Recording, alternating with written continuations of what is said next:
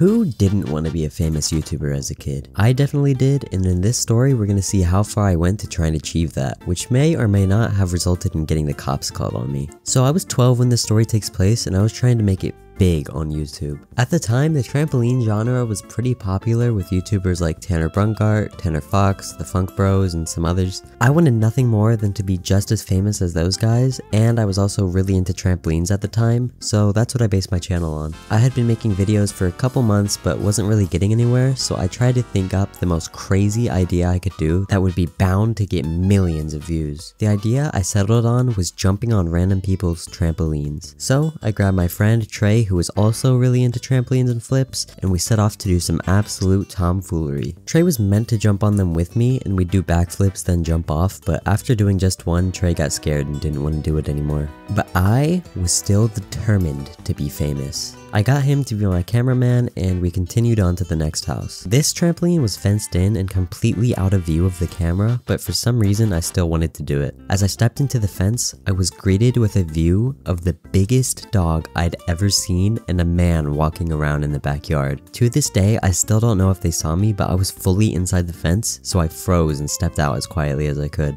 I should have learned my lesson after this house and gave up there, but I still needed the golden shot. The shot that would propel me up to the same success of my idol, Tanner Brungart. We filmed me jumping on people's trampolines a few more times, but I still wasn't satisfied. We headed back to Trey's house, and that's when I saw it.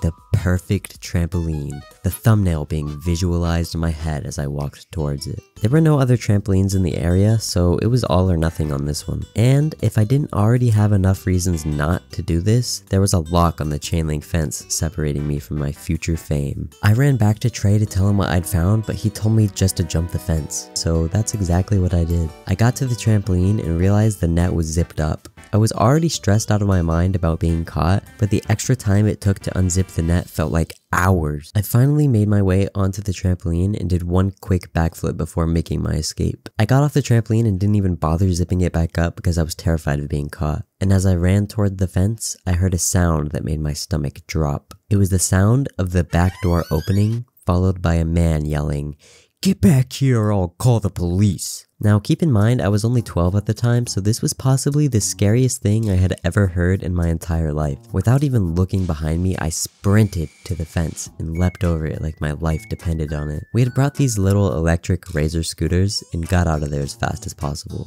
We made it back home without the man catching us, and we hid in Trey's room for about an hour, paranoid out of our minds that we'd be caught. I even borrowed one of his shirts and changed out of mine to try and make myself as unrecognizable as possible. After an hour had passed, we gathered the courage to go into his backyard and peer over the fence to look back at the house. As my eyes peeked over the fence, what I saw terrified me. A cop car, parked right outside the man's house. He actually did call the cops on us. We bolted back inside and hid for the rest of the day in fear. For like weeks after that, we were still terrified of being caught somehow. Like every time we would be in the car and pass a cop car, we'd think they were onto us. Nothing ever came of it and we went on with our lives. The video ended up doing better than most of my others, but still nowhere close to the fame that my little child brain had hoped for.